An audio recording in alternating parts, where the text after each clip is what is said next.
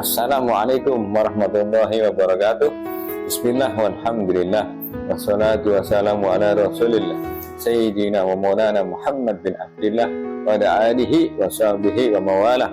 Allahumma salli ala nuril anwar wa sirril asrar wa tiryatil ahyar wa miftahi babil yasar Sayyidina wa maulana Muhammadin al-mukhtar wa alihi al-athhar wa ashabihi al-akhyar adadani aminahi wa iftarih amma ba'd. Hadirin rahimahumullah, dikisahkan ada seorang ulama ya, beliau ini adalah tokoh masyarakat juga, tapi setelah masa tuanya ini beliau matanya tidak bisa melihat, sehingga kalau ada orang silaturahmi kepada beliau, selalu anaknya ini bisikin, "Bah, ini yang datang Fulan bin Fulan." Barulah abahnya menyambut ya, baru nanya kabar, ngobrol seperti layaknya tamu pada umumnya ya. Begitu setiap ada tamu selalu dibisikin oleh anaknya dahulu, ngasih tahu siapa yang datang ya. Kemudian suatu saat ada orang yang suka sholawat ya, ahli sholawat datang silaturahmi kepada beliau ya. Tetap anaknya ngasih tahu, "Bah, ini Fulan bin Fulan yang datang." Barulah abahnya menyambut, "Ahlan wa sahlan." Ya, kemudian tanyalah kabarnya, kondisinya, pekerjaannya, kesibukannya dan lain sebagainya, seperti biasanya. Sehingga orang yang suka salawat ini jadi sering ke situ gitu. Hari berikutnya, beberapa hari berikutnya lah ya, hampir seminggu kemudian beliau silaturahmi lagi kepada ulama tersebut. Tapi sebelum anaknya ngasih tahu siapa yang datang, abahnya ini udah tahu duluan. "Ahlan wa sahlan, ya Fulan bin Fulan." Dan anaknya kaget, "Wah, abah tahu, padahal saya belum ngasih tahu siapa yang datang." Terus abahnya bilang, "Kalau orang ini yang datang, aromanya lain, wanginya luar biasa. Belum ada wangi yang seperti ini yang pernah aku cium sebelumnya," kata abahnya.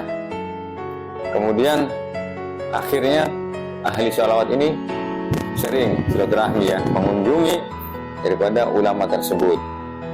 Yang mana suatu ketika ulama ini penasaran, akhirnya nanya, "Wahai Fulan bin Fulan, sesungguhnya minyak wangi apa yang kau pakai ini?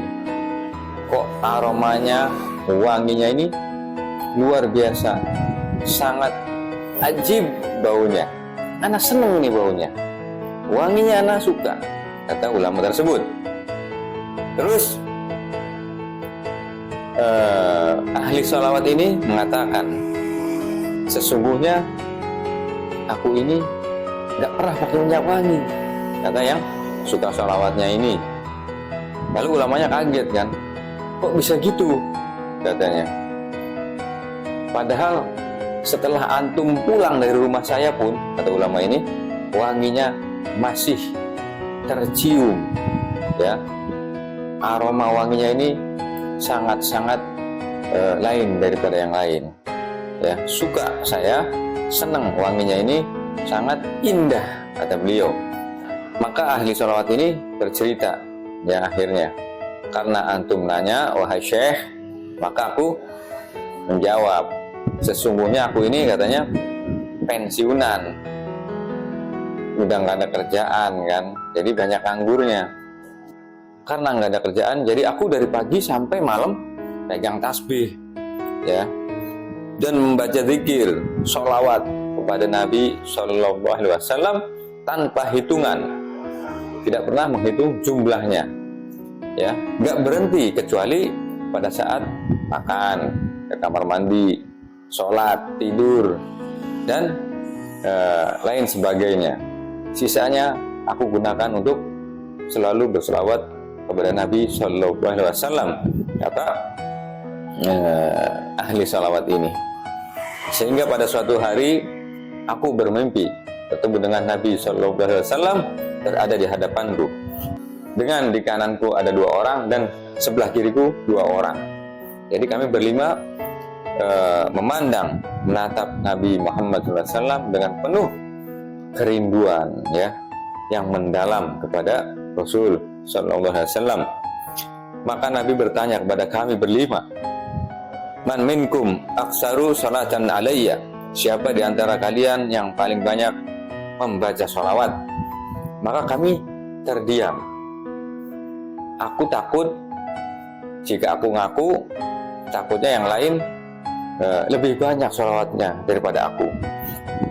Begitupun yang ada di kanan kiriku merasa sama. Takut kalau ngaku yang lain lebih banyak daripada dirinya sendiri.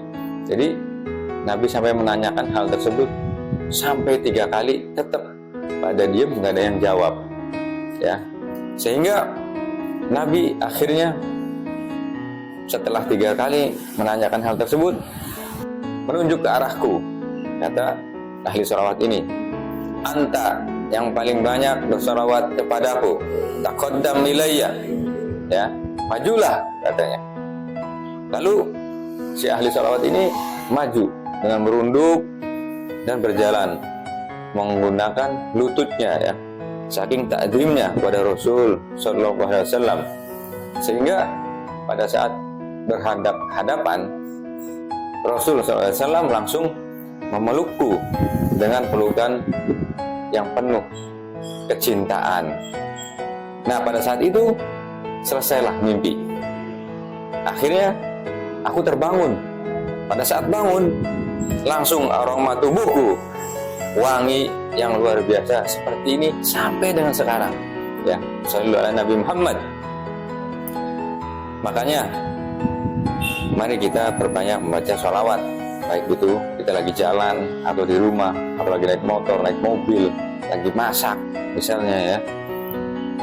Jadi semua kegiatan kita lakukan dengan bersolawat di dalam hati. Itu tidak akan mengganggu kegiatan kita, bahkan Allah Subhanahu wa Ta'ala akan mempermudah semua urusan kita ya, dan meridhoinya. Isilah waktu-waktu tersebut dengan bersolawat. Insya Allah kita semua juga akan wangi dunia wal akhirat. Amin amin ya rabbal alamin. Orang yang membaca sholawat sekali akan dibalas oleh Allah Subhanahu wa Ta'ala 10 kali. Orang yang membaca sholawat 10 kali maka akan dibalas oleh Allah Subhanahu wa Ta'ala 100 kali. Dan orang yang membaca sholawat sehari 100 kali akan dikabulkan oleh Allah Subhanahu wa Ta'ala hajat dunia dan akhiratnya 100. Lalu orang yang membaca sholawat 1000 kali sehari, maka Nabi SAW mengatakan faqad zahama katifahu katihi yaumul qiyamah, maka pundak dia akan menempel dengan pundakku pada saat hari kiamat kelak, saking dekatnya ya, sampai nempel. Sholawat 1000 kali itu hitungannya ya paling lama setengah jam lah. Kalau orang main HP kuat ya kan, sampai 5-6 jam 7 jam sehari kuat ya.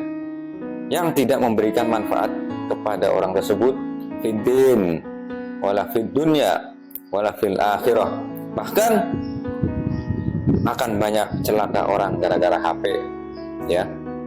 Kalau misalnya baca sholawat 1000 kali tiap hari, yang mana jaminannya adalah kita akan berada sangat dekat sekali dengan Nabi Muhammad SAW di yaumil qiyamah. Itu pun masih merasa berat ya, karena dia memang tidak diinginkan untuk dekat oleh Nabi Sallallahu Alaihi Wasallam kalau dia merasa berat. Dan sholawat ini memang pendek kalimatnya, gampang diucapkannya, tetapi ketika tidak dipilih oleh Allah Jalla Jalaluhu untuk bisa bersalawat, maka beratlah mulut ini untuk membasahi lisan ini dengan bersalawat kepada kekasihnya Sayyidina Rasul Muhammad SAW. Jadi mudah-mudahan kita semua ya dipilih oleh Allah Subhanahu wa Ta'ala untuk bisa mudah bersalawat kepada kekasihnya Sayyidina Rasul Muhammad SAW, dan diinginkan oleh Nabi kita Muhammad SAW untuk dekat dengan beliau. Amin amin ya rabbal alamin. Mungkin itu saja yang dapat Al-Fatihah sampaikan, semoga bermanfaat. Kurang lebihnya al-fadhil minta maaf. Wabillahi taufiq wal hidayah wa ridwal hidayah. Wassalamualaikum warahmatullahi wabarakatuh.